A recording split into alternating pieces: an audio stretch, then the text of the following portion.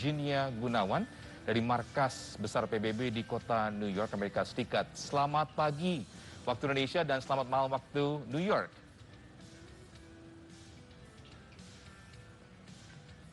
Gimana kabarnya, Virginia? Ya, Virginia, apa Anda bisa mendengar suara kami? Iya. Selamat pagi waktu Indonesia, Virginia. Iya, baik. Halo. Iya. Nah, sudah terdengar ya. Sudah terdengar sekarang. Tadi sempat tidak terdengar nih, Virginia. Kita mungkin ada pertanyaan pertama nih. Apa saja sebenarnya yang disampaikan Presiden Joko Widodo dalam pidatonya di PBB? Apakah benar isu ketimpangan soal vaksinasi ini menjadi fokus daripada Presiden Jokowi? Benar, Irma dan rekan-rekan, yang disampaikan oleh Presiden Joko Widodo tadi siang atau sore ya, sekitar pukul 4 waktu setempat di New York, yang merupakan pidato virtualnya, dan yang disampaikan oleh Presiden RI Joko Widodo pada saat itu memang address atau menyatakan beberapa tantangan global yang sekarang dihadapi dunia. Salah satunya memang ketimpangan vaksin dan juga penanganan pandemi COVID-19.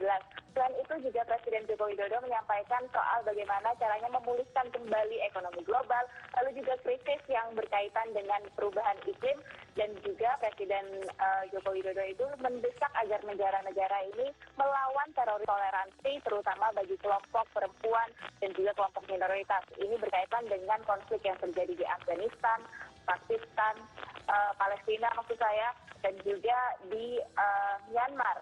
Nah, selain itu, pada saat pidato virtual ini juga jadi salah satu ajang promosi bagi Presiden Joko Widodo, yaitu untuk mempromosikan event G20 yang akan berlangsung di Bali pada tahun 2022 mendatang, di mana dengan tema untuk membangun kembali secara bersama-sama dan juga membangun kembali yang lebih baik, maka yang ditawarkan oleh Presiden Joko Widodo melalui pidatonya adalah untuk melakukan atau mengajak negara-negara, baik negara yang berkembang maupun negara yang maju, untuk bersatu mencari solusi bagi tantangan global.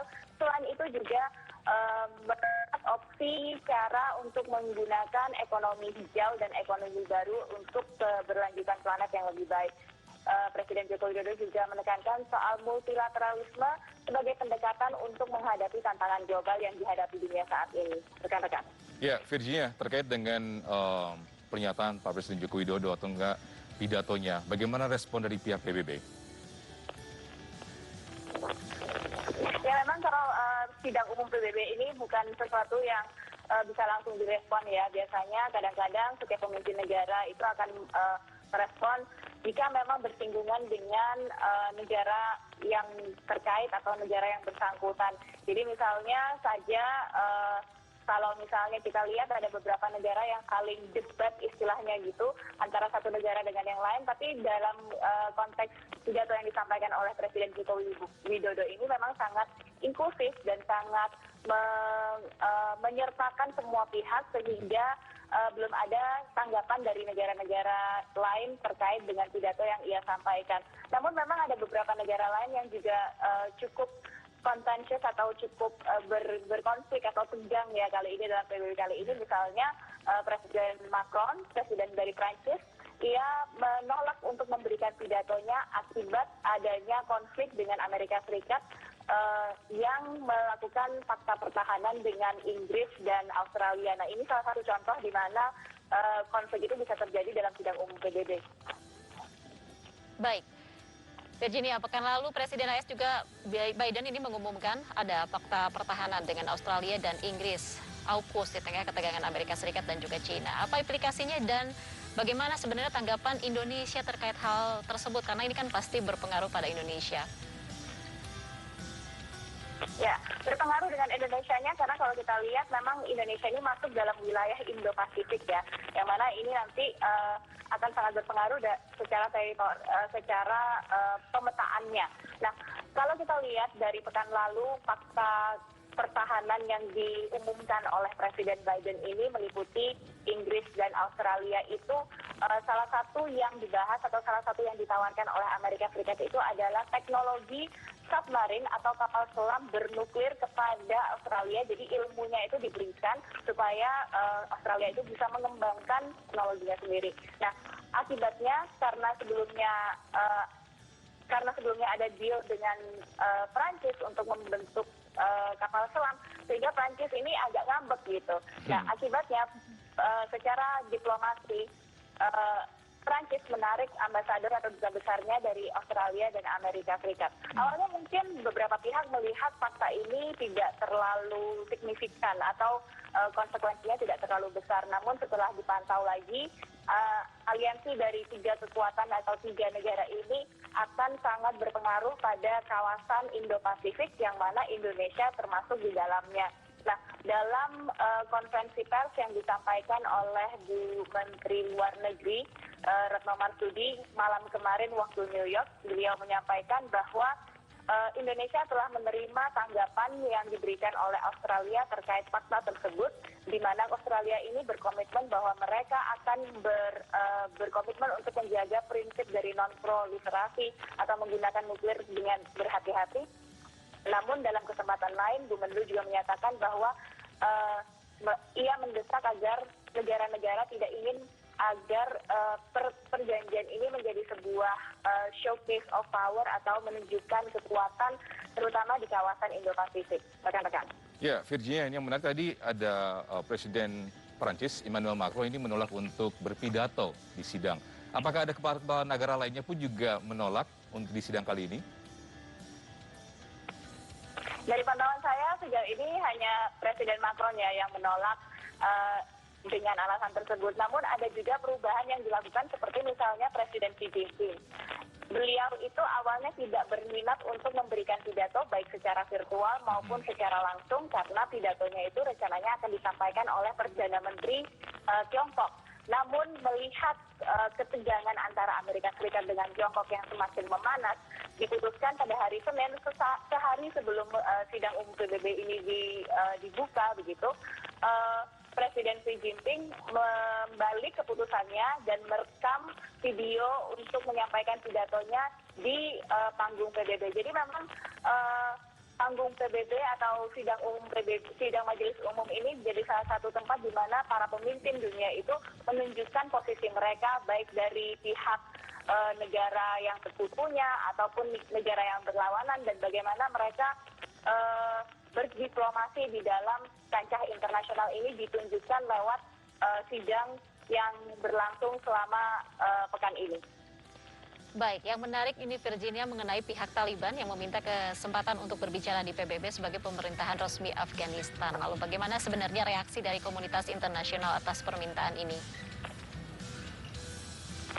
Senin kemarin PBB menerima surat kembali setelah 5 hari sebelumnya itu pihak Taliban juga mengirimkan surat yang serupa dan menyatakan bahwa mereka ingin diberikan panggung atau diberikan perwakilan, diberikan slot untuk berbicara kepada pihak Taliban yang mereka akui sebagai pemerintahan yang sah karena telah mengambil alih pemerintahan Afghanistan yang sebelumnya.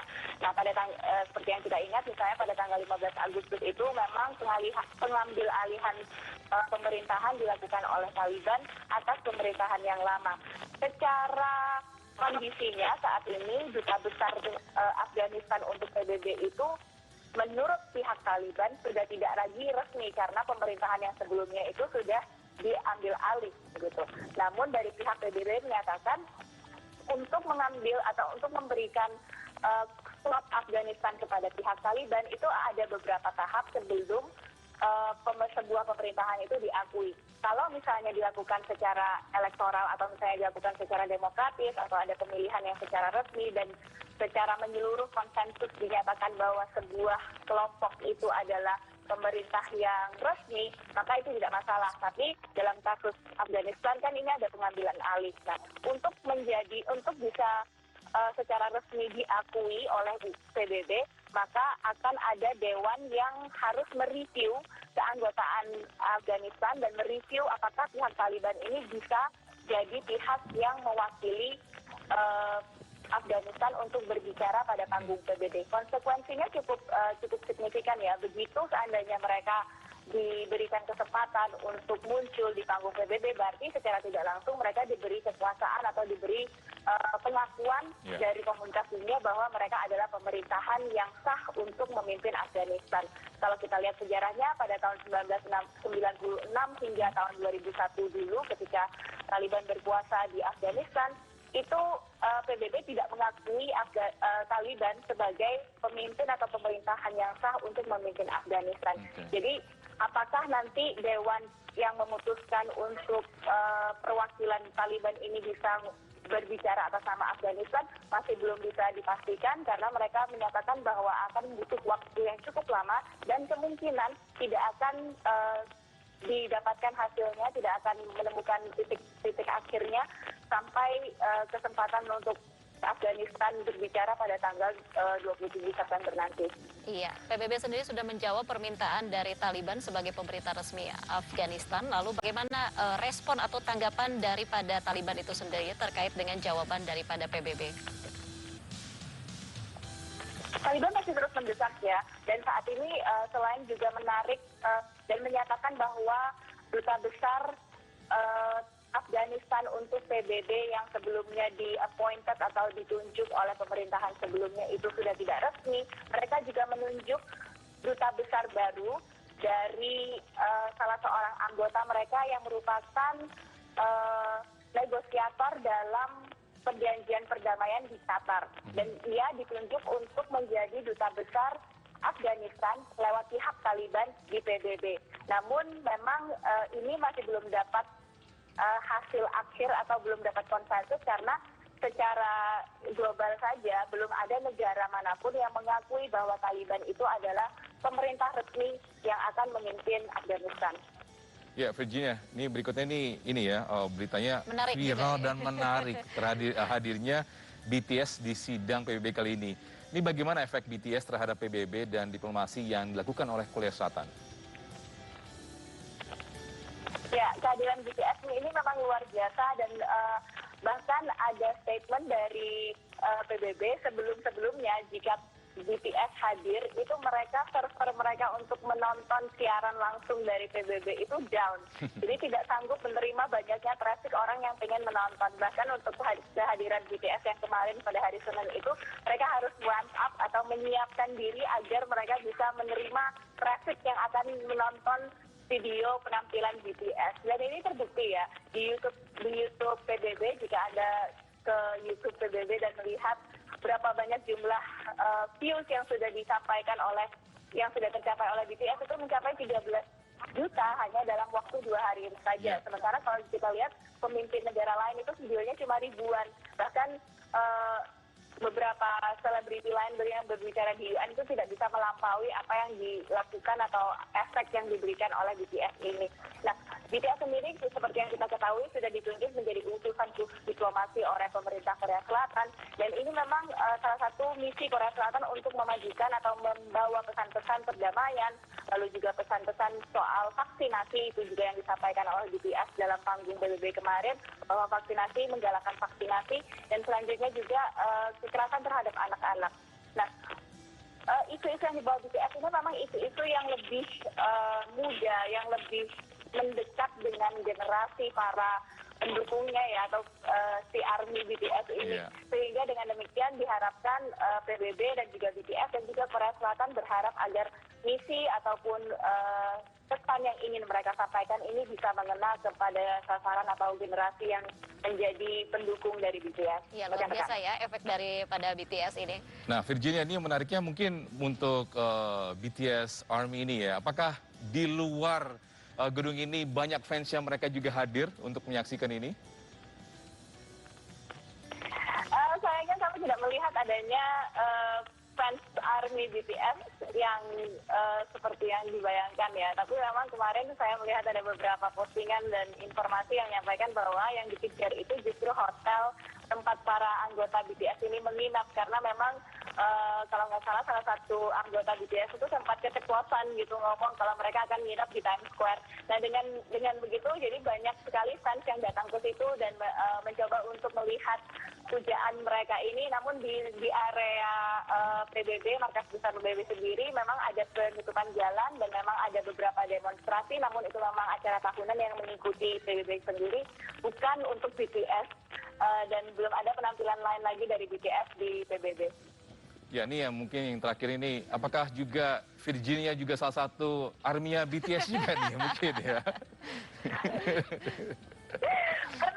Pernah dengar beberapa lagu BTS ya, dan pernah juga belajar untuk menyanyikan Koreografernya lagu-lagu ya. BTS, tapi memang susah. Dan memang kalau kita lihat sekarang kan BTS lebih banyak lagi lagu-lagunya yang berbahasa Inggris ya. Yes. Dan memang itu menimbulkan pro dan kontra bagi ARMY mereka yang pengen BTS itu stay true aja dengan K-pop atau dengan bahasa Korea mereka. Namun dengan mengglobalnya mereka menggunakan bahasa Inggris, satu, lebih banyak pesan yang bisa disampaikan. Kedua, kita bisa nyanyi bareng dong di karaoke ya kan? Nanti kapan-kapan nyanyi bareng sama Togi. Togi Boleh. juga soalnya BTS ARMY nih. Ya. Baik, terima kasih. Iya, baik. Boleh. Nanti saya main ke ini New York ya mungkin Iya. nanti ya. Baik, terima kasih Virginia Gunawan atas laporannya dari New York, Amerika Serikat. Selamat beristirahat. Thank you Virginia.